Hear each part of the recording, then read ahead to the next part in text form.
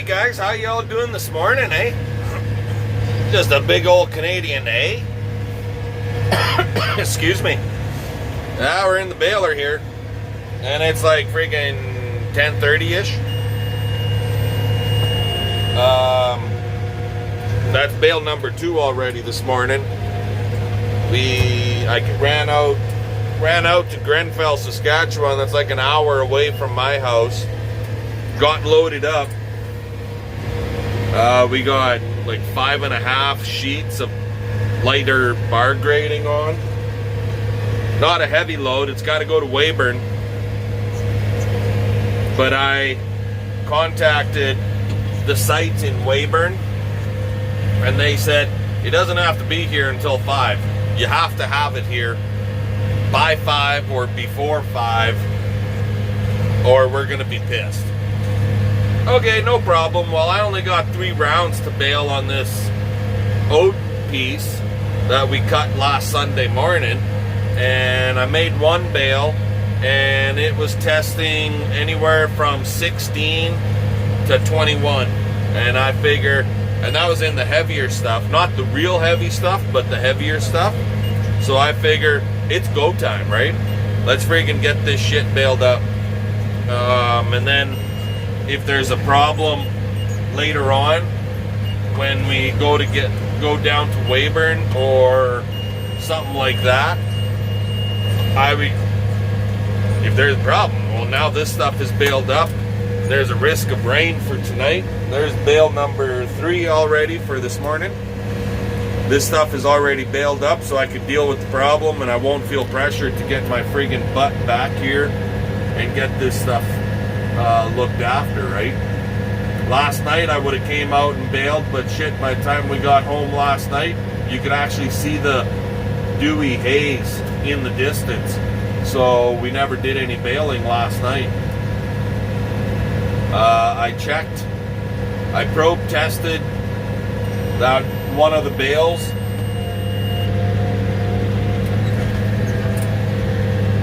I probe tested one of the bales that we made the other day, and yeah, they're damp. Oh my god, they're damp. Like, it went up from 32 to now 42. And so I did a moisture check on, not a moisture check, a temperature check on it, and it's running 91. How about that? Like, the temperature's not freaking all that bad on it. So we're just gonna leave her at the way it is. I may run that bale and maybe even this bale straight ahead. They were both made the other day. I may run those 2 bales and just drop them for the cows in the pasture out that way. I don't know yet. I haven't made that decision yet. Right now, like I said, it's as high as 42, and I want to get the rest of this stuff baled, and if it'll keep at 42, yeah, she might go a little musty, a little whatever, but I could drop it in the tub grinder on the first mix, and go with that, right? So the reason I'm not baling anything right now, because I got a swath right beside me, just because when we quit baling out here the other day, it was right after this bale, so I just want to pick the swath up from beside this bale, right? So here we go. We're gonna keep on baling, and we'll bring you guys back a little bit later. Alrighty guys, well, I really have no idea what time it is, but at this point, those opening 6 rounds, minus the really heavy stuff that was like 4.5 freaking feet tall. So I never baled that because it was too wet. But I don't know if you made that out or not. But anyway, we did 3/4 of those opening 6 rounds, because I had it raked into 2 into 1. and we ended up with 17 bales, and this stuff has not been rained on. Moisture test readings are anywhere from 15 to 21.6. So there might be the odd damp spot in there, but I think it'll disperse and spread out throughout the bale, and they'll keep just fine. Especially when that other stuff is as high as 42, and the temperature of the bale is only 91. And that's 91 Fahrenheit, not 91 Celsius. So, yeah, it's been that other bale, you know, those have been baled up for, how long's it been now? 2 days. Did it Tuesday afternoon, Tuesday evening, so this is going on day number 2, so to speak. And it's at 91. I'm going to leave them for another 2 days and see what the temp is like at that time. If it goes over 150, 160, 170, then yeah, 180 degrees, we definitely got a friggin' problem, right? That 180 degrees is kind of the crucial point where you're looking at an internal explosion. And yes, bales can start on fire if they're baled too wet. It's called internal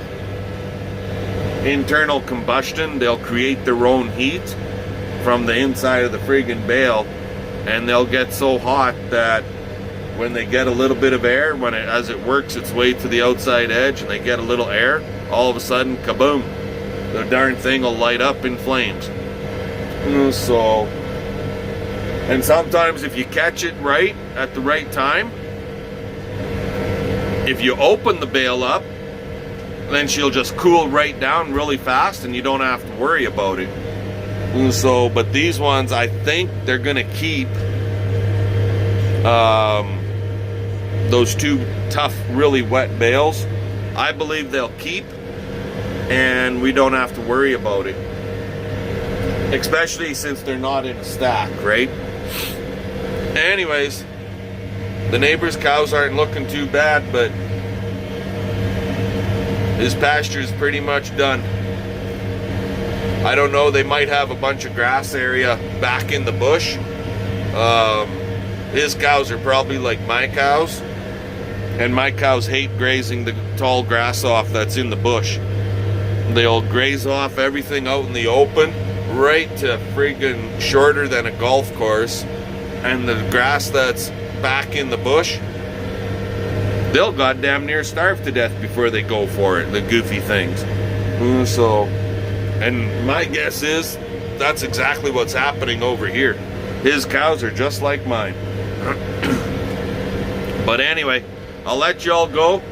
I gotta get this unit home, jump in the old Dodgy that's loaded up with that grating, and run to Weyburn with that stuff now. So we'll talk to y'all later. Alrighty guys, how the heck y'all doing this morning? Hope everybody's having a good day so far. I know our morning hasn't been too bad. It's been pretty decent. Yesterday was a busy one. A little bit of trucking, a little bit of hauling, a little bit of bull chasing. I never brought you guys along for that one. A little bit of visiting with the grandkids, son-in-law, daughter. We hauled that load of steel down to Weyburn, Saskatchewan. And then from there we went and visited with the daughter and son-in-law and the grandkids. And he was out checking his cows and his freaking bull was missing. So then we spent the rest of the afternoon looking for the bull, and then found him, got him in a trailer, got him home. The bugger's got a sore foot, so treated him for bad foot issues. It seems to be a growing trend here with this dry weather. The animals are starting to get sore feet from the hard ground, I'm assuming. And then he also has some bush on his ground, so the bull could have stepped on some bush and injured his foot, and with the hard ground, no place, nothing soft to walk on. But yeah, so it felt kind of good to give him a hand. he's come up and helped us with our cows at times, so like to go down there and repay the favor, so to speak, right? And yeah, CP and I are out here on this gamble crop of ours, this multi-seed 15 seed variety cover crop. So you can see all this stuff right in front of me. That's all of the second growth from when I did the first 2 rounds, and most of that real tall stuff is actually sorghum Sudan. It's coming on not too bad, actually. Kind of like it. Wish it was thicker, but there's only so many seeds in the blend, right? And that's what it looks like on this side of the field. There's parts of the field where it's really light, and then there's parts of the field where it's heavier. And this is the side where it's light. Like, this is not very thick here at all. But if you look out there, look at all the little sunflowers popping up everywhere, right? They're all over the place out there. We got lots of sunflowers that friggin' germinated and created a flower. I don't know if there's any food value in sunflower for cows or not, but guess what? It's getting cut and it's going in the mix, right? So this is a slow cut because it's kind of lumpy. So we're basically doing in between 3 and 3.5 miles an hour and 30 acres. It's not a lot of acres, but it's going to take a lot longer than one would expect, just because we're going slower, right?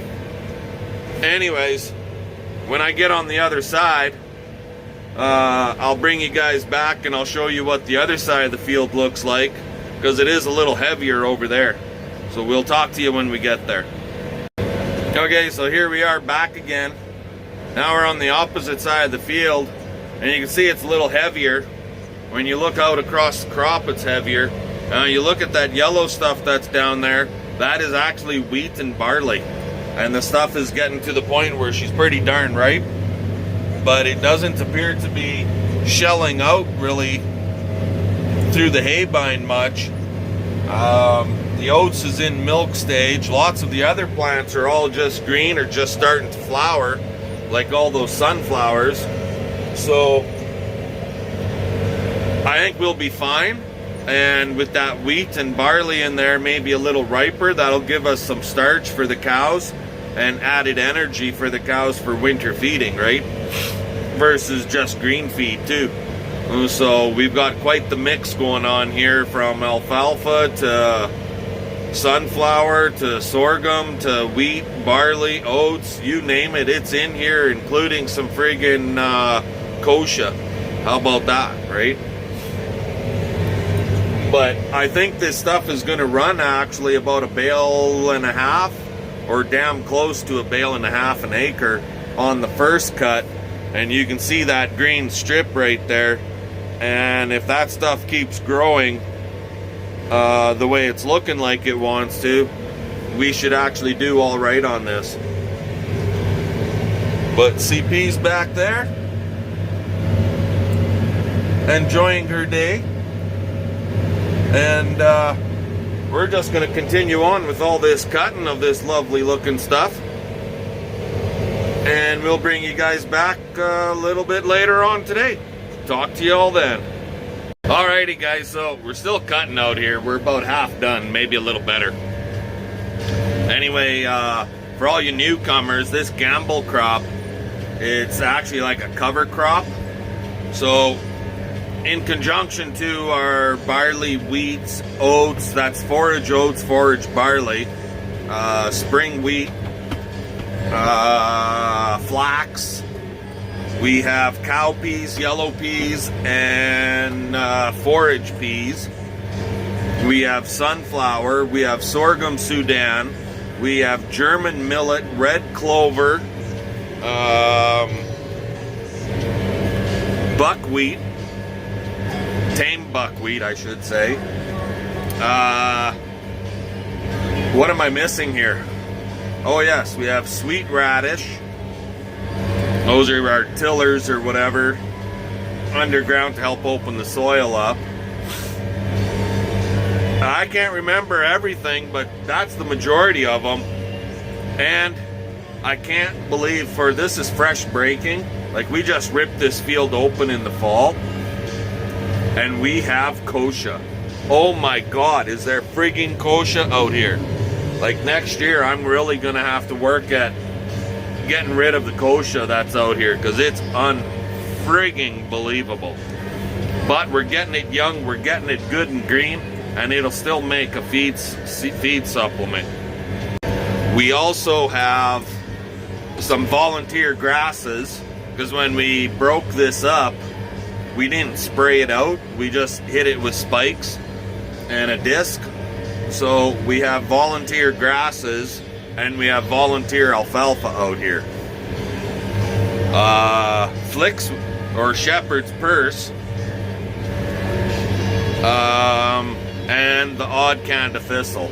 Canada thistle isn't a bad one. Out in this piece here, it's shepherd's purse and kochia. Those are the two really bad weeds out here.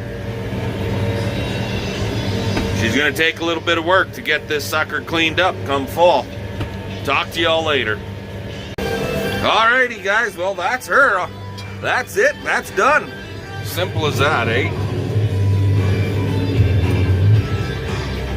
It gets kind of quite a bit thinner to the middle of the field. I was quite surprised at how thin it was in some spots, so it might not yield quite as good as I was hoping, but it'll be what it'll be, and hopefully that sorghum Sudan and the hairy vetch and German millet and red clover and so on and so forth will come back, and we'll get a second cut on that stuff. But for now, this stuff is cut, and we're just gonna give her some time. That kochia weed is gonna be a bugger to get this stuff to dry down. That's gonna be the one that's the problem. But anyway, we'll yammer at y'all later. We're heading home, we'll have some lunch, and we might pick up and cut some more stuff to saft. Talk to y'all later. Okay guys, well, we're over here at the neighbor's place. And the other day I made a comment how CP and I went and looked at some land that was brand new seeded to hay, and it had lots of weeds in it. Well, this is her. So we got red root pigweed, we got wild millet, we got a hint of thistle, we got the slightest hint of flicksweed, or shepherd's purse I should say. We got a lot of kochia, and we got volunteer wheat, we got volunteer canola, and that's what you guys see all the yellow out there, that's volunteer canola. And we've got alfalfa coming up that was seeded here back in June, and then some of the other grasses that were seeded. So it's not the greatest of feeds, but it'll definitely make for a damn good filler. And in areas where that canola is heavier, there's actually a lot of protein in that canola. I have no idea how much protein or food values in the red root pigweed, but there is some in the kochia. And when you throw just a hint of wheat in there and a hint of alfalfa that's already germinated and going, we should do okay on her. So, like, there's areas further in where I can see the alfalfa, that darker green stuff, but out here, for whatever reason, I don't really see any at all. Now, maybe it just never poked out of the ground. There is the odd one, by golly, it's actually up there, yeah. But we got an okay deal on it, so I'm going to use it as a filler in our tub grind mix. Instead of straw, we'll use this, and it should all work out in the end. This is allowing us to combine more of our oats.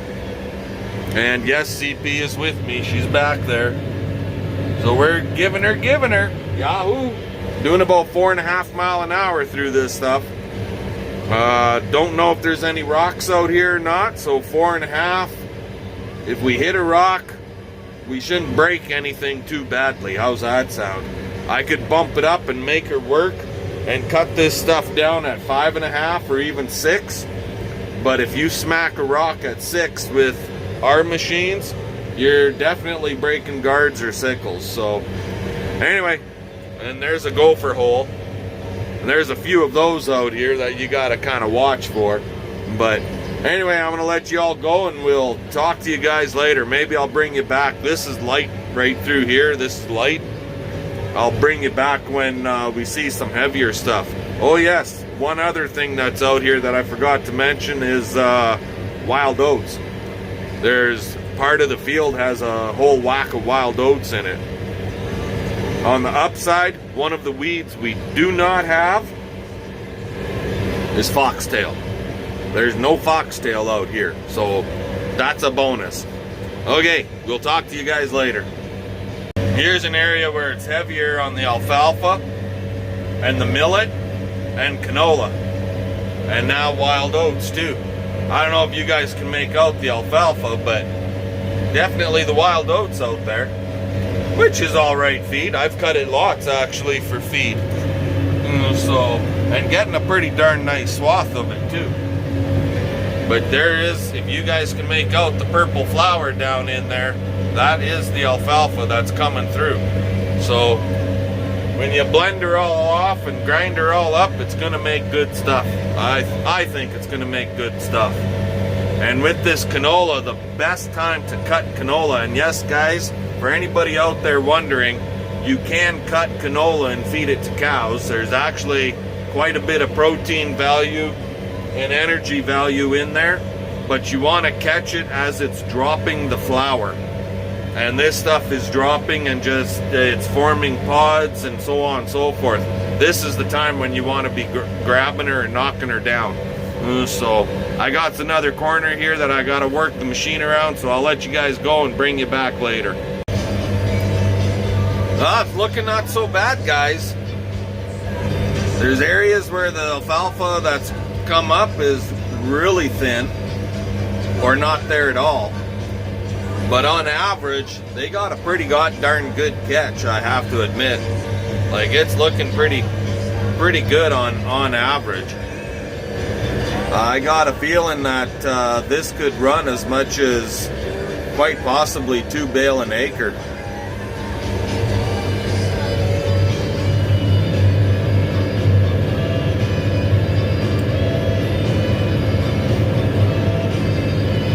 Making swaths though, making swaths.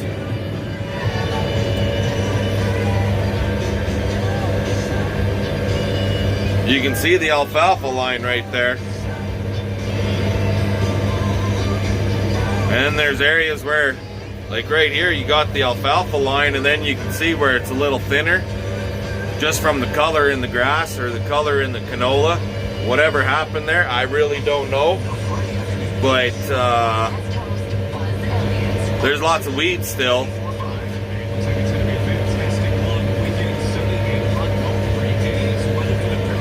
But she'll make bales. She'll definitely make bales. We'll talk to y'all later. Well, there it is, guys. She's all done. Another 42 acres down today. So that's what, 72, 73 acres.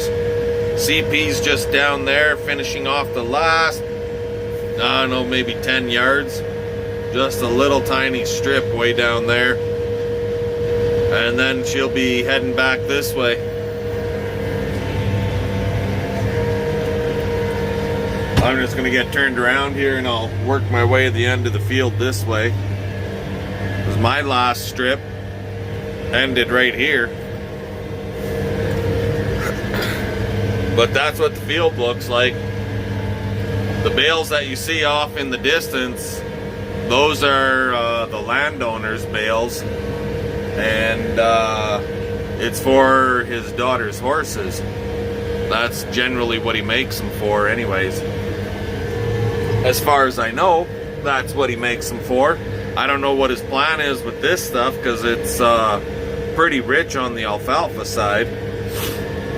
But for this year it's ours.